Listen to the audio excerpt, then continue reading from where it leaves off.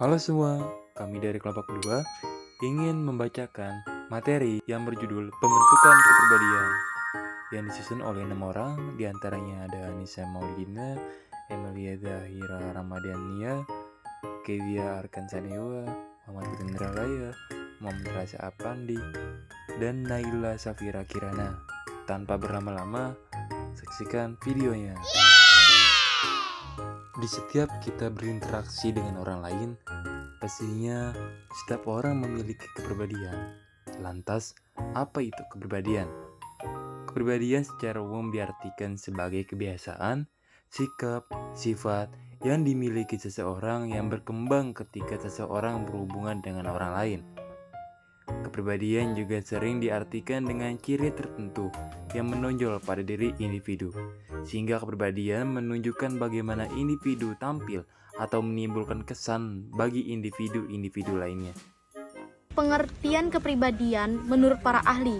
Yang pertama ada dari Koncaraningrat yang mendeskripsikan bahwa kepribadian sebagai ciri-ciri dan watak yang diperlihatkan secara konsisten dan konsekuen sehingga seseorang memiliki identitas yang khas dan berbeda dari individu lainnya. Jadi setiap individu memiliki khas ciri-cirinya tersendiri. Lalu yang kedua ada Yinger mengatakan bahwa kepribadian merupakan keseluruhan perilaku dan dari individu dengan kecenderungan tertentu dalam situasi tertentu. Yang ketiga ada Ruchik and Warren mendefinisikan kepribadian sebagai organisasi faktor-faktor biologis, psikologis, dan sosiologis yang mendasari perilaku individu.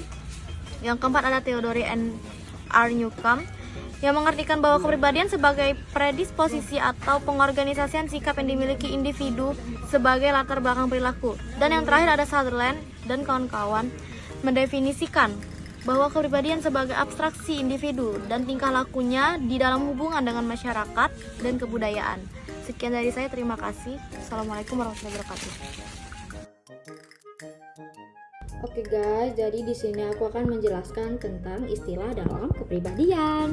Jadi ini nih istilah dalam kepribadian itu ada 3 guys. Personality, kepribadian, habit atau kebiasaan, dan yang ketiga temperament, gejala. Jadi personality atau kepribadian merupakan dinamis dalam diri individu sebagai sistem psikofisis yang menentukan caranya yang khas dalam penyelesaian diri dengan atau terhadap lingkungannya. Watak lebih bersifat stabil, herediter atau bawaan dan bersifat normatif.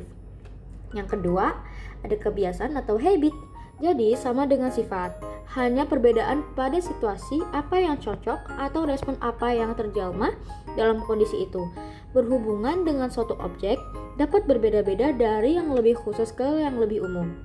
Biasanya memberikan penilaian, menerima atau menolak terhadap objek yang dihadapinya. Sikap attitude contohnya. Jadi yang ketiga ada temperament, gejala. Karakteristik dari sifat emosi individu termasuk mudah atau tidaknya terkena rangsangan emosi, kekuatan, serta kecepatannya bereaksi. Kualitas kekuatan suasana hatinya, gejala ini tergantung pada faktor konstitusional dan terutama berasal dari keturunan. Sifat sistem neuropsikis yang digeneralisasikan dan diarahkan dengan kemampuan untuk menghadapi bermacam-macam perangsang secara sama, memulai serta membimbing tingkah laku adaptif dan ekspresif secara sama. Nah, dan ini guys unsur-unsur kepribadiannya. Itu tuh ada 3, pengetahuan, perasaan, dan dorongan naluri. Jenis-jenis kepribadian. 1. Introvert. Kepribadian introvert adalah kepribadian yang dialami oleh manusia dengan senang berada dalam lingkungan yang sepi, sunyi, dan lebih senang sendiri melakukan sesuatu hal. Jenis kepribadian ini cenderung menjadi pendiam, seolah seperti sedang mengalami masalah. Adapun untuk contoh melekat dalam kepribadian ini, introvert ini misalnya saja seorang pelajar yang tidak bisa belajar kelompok dan lebih bisa konsentrasi dengan belajar sendiri. Extrovert. Hakikatnya untuk jenis kepribadian extrovert yang berlawanan dengan arti introvert. Kepribadian ini lebih cenderung menyukai suatu hal yang ramai, tidak suka dengan keadaan pendiam atau berdiam diri. Ia memilih dunia luar sebagai tujuan atau bagian daripada hidupnya. Ambivert. Jenis kepribadian ambivert hakikatnya adalah kepribadian yang berubah-ubah atau tidak tetap. Lantaran sifat dalam kepribadian ini, jenis ini sesuai dengan kondisi atau mood yang dialami oleh setiap individu dalam melakukan sesuatu. Ciri-ciri kepribadian. Ciri-ciri yang terdapat dalam kepribadian secara umum antara lain Ketekunan merupakan bagian daripada ciri kepribadian yang bisa didapatkan oleh seseorang melalui keturunan ataupun pengalaman. Timbulnya kecenderungan turunan, artinya ciri ini adalah kecenderungan yang dilakukan oleh seseorang berdasarkan pada pengalaman ataupun pada kebudayaan yang didapatkan lewat suatu hal. Ambisi adalah salah satu ciri kepribadian yang menjadi seseorang rela untuk berjuang keras demi mengubah hidupnya. Kelainan seksual.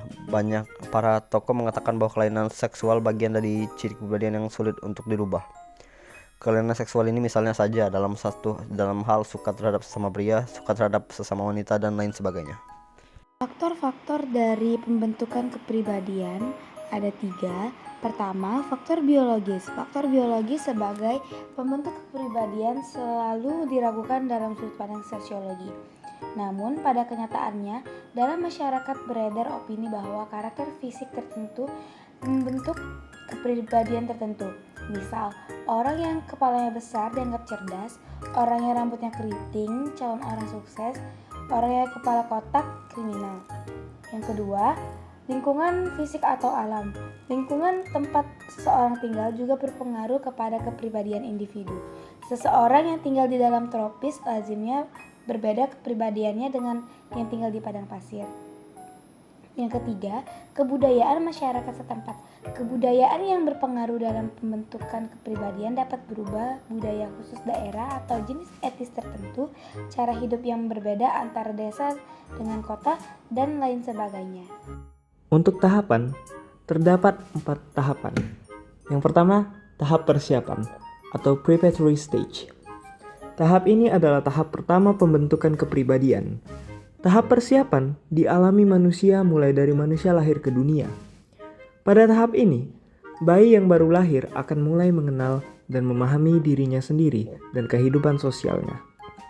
Kemudian tahap meniru atau play stage. Tahap ini adalah tahap pertama dalam pembentukan kepribadian. Tahap persiapan dialami manusia mulai dari manusia lahir ke dunia. Pada tahap ini, bayi yang baru lahir akan mulai mengenal dan memahami dirinya sendiri dan kehidupan sosialnya. Kemudian yang ketiga, ada tahap siap bertindak atau game stage. Tahap bertindak adalah tahap ketika anak mulai mendemonstrasikan perilakunya dalam bentuk interaksi sosial. Interaksi ini akan dilakukan oleh anak bersama dengan teman sebayanya. Pada tahap ini, seorang anak akan melakukan proses sosialisasi. Anak akan berperan secara langsung untuk bersosialisasi dan bertukar pikiran dengan orang lain. Dalam tahap ini, anak-anak akan mulai memahami norma yang berlaku di lingkungan luar rumahnya. Dan yang terakhir, ada tahap penerimaan norma kolektif atau generalized other. Tahap penerimaan norma kolektif merupakan tahap terakhir pembentukan kepribadian manusia ketika dewasa. Di tahap ini, kepribadian manusia akan terbentuk lebih matang. Saat menginjak dewasa, manusia akan mulai memahami posisi dan perannya di masyarakat. Pada tahap ini, manusia akan terjun langsung di masyarakat untuk menjalankan perannya. Untuk kepribadian dibagi menjadi 2, ada kepribadian baik dan ada kepribadian buruk. Contoh dari kepribadian baik yang bernilai baik misalnya saja ketika ada seseorang yang sedang mengalami masalah sosial dalam keluarganya, kita datang untuk membantu menyelesaikan masalah atau kita datang untuk memberikan solusi dalam masalah tersebut. Kepribadian ini adalah jenis kepribadian yang peka terhadap fenomena sosial di lingkungan masyarakat. Kemudian kepribadian buruk misalnya saja sering emosi dan temperamental dengan kondisi-kondisi tertentu, sehingga kepribadian ini cenderung melakukan tindakan-tindakan di luar dugaan, misalnya membanting barang-barang, melakukan pemukulan, dan lain sebagainya. Bahkan kepribadian jenis ini juga seringkali melakukan tindakan KDRT atau kekerasan dalam rumah tangga. Bagaimana cara mengatasi penyimpangan kepribadian? Mengatasi penyimpangan kepribadian biasanya melibatkan terapi psikologis seperti 1. Psikoterapi, terapi kognitif perilaku atau CBT atau terapi dialektika perilaku atau DBT dapat membantu mengubah pola pikir dan perilaku yang rusak. 2. Obat-obatan. Dalam beberapa kasus, obat antidepresan atau penstabil suasana hati digunakan untuk mengelola gejala yang berat. 3. Dukungan sosial. Dukungan dari keluarga dan teman sangat penting untuk membangun lingkungan yang stabil. 4. Pengelolaan diri. Belajar teknik relaksasi dan mengatur emosi dapat membantu menghadapi stres sehari-hari.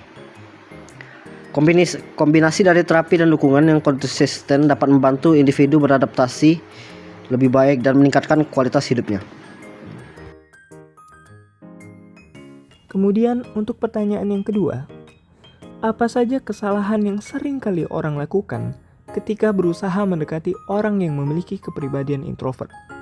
Dan apa solusi pendekatan yang benar?